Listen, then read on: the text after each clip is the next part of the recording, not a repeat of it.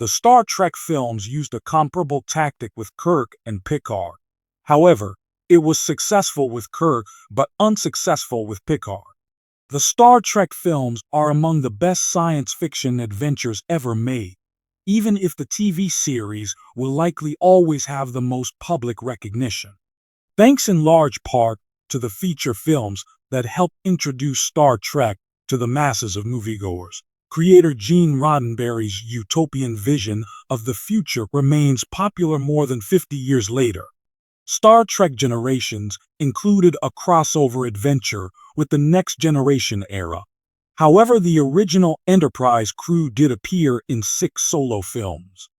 3 additional feature-length adventures starring Captain Picard and the rest of the Enterprise crew would air in the 1990s and 2000s, but the Star Trek Next Generation era failed to live up to the original series' brilliance. It was obvious that the emphasis of Star Trek films had changed slightly, even though a few of the entries were legitimately successful at the box office. The original cast was occasionally undermined by the heavy borrowing that occurred during the TNG era of films. The story elements that centered on Picard were mostly recycled from Kirk's era.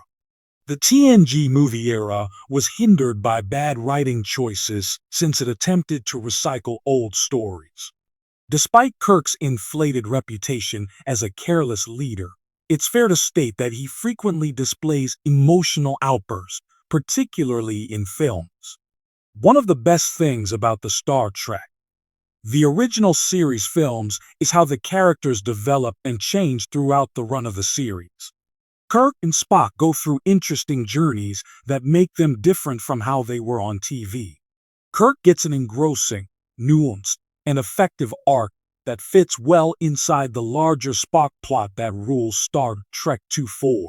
It takes a series of misfortunes for Kirk's blustery exterior to crumble, even though he's obviously coping with his own aging in the Wrath of Khan.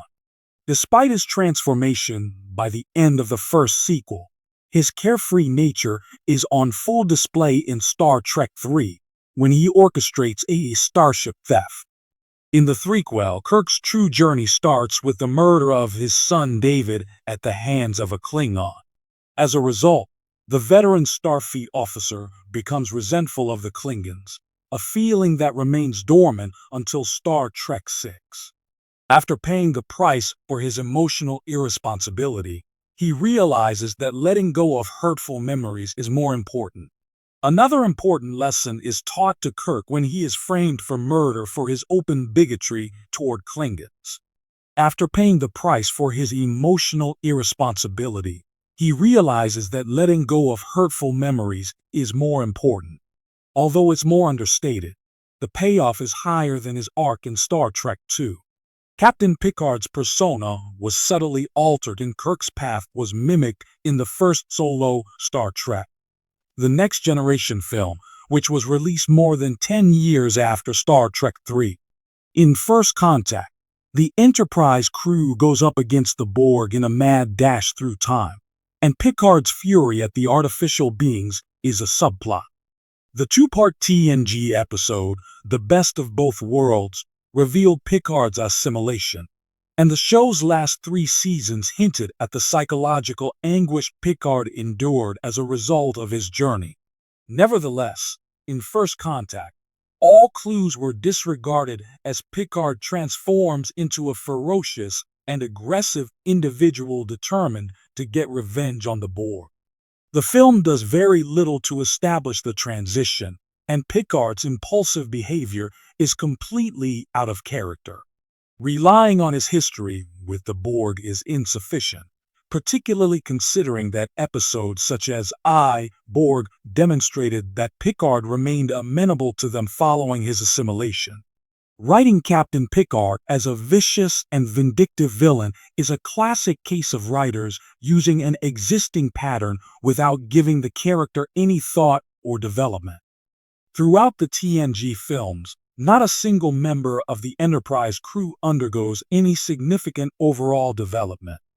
In fact, Picard's metamorphosis is particularly striking in comparison to Kirk's. given the relative lack of time that has elapsed.